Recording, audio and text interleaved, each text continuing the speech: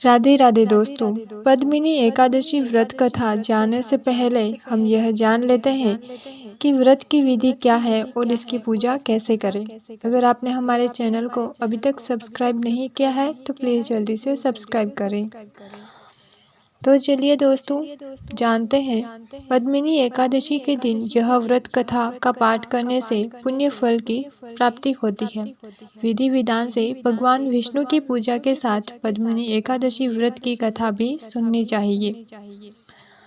अब करते हैं कथा का पाठ। तो चलिए दोस्तों, अब हम पद्मिनी एकादशी की कथा का पाठ शुरू करते हैं।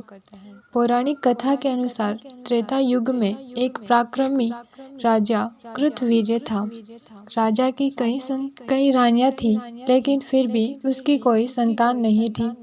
संतान प्राप्ति की कामना से राजा ने अपनी रानियों के सहित कठोर तपस्या की, लेकिन उन्हें उनकी तपस्या का फल नहीं मिला। ऐसे में राजा की एक रानी जिसका नाम पद्मिनी था, उन्होंने माता अनुसुईया से इसका उपाय पूछा। तब माता ने उन्हें राजा सहित मलमास में शुक्ल पक्ष की एकादशी का व्रत करने के लिए कहा।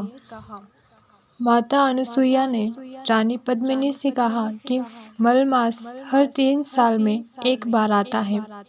मलमास के शुक्ल पक्ष की एकादशी को जागरण करके व्रत रखने से मनोकामना जल्द ही पूर्ण होती है और भगवान विष्णु प्रसन्न होकर पुत्र प्राप्ति का वरदान देते हैं।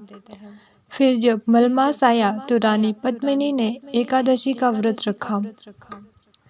दिन में कुछ भी नहीं खाया और रात्रि में जागरण दिया। रानी पद्मिनी के इस व्रत से प्रसन्न होकर भगवान विष्णु ने रानी को पुत्र प्राप्ति का आशीर्वाद दिया।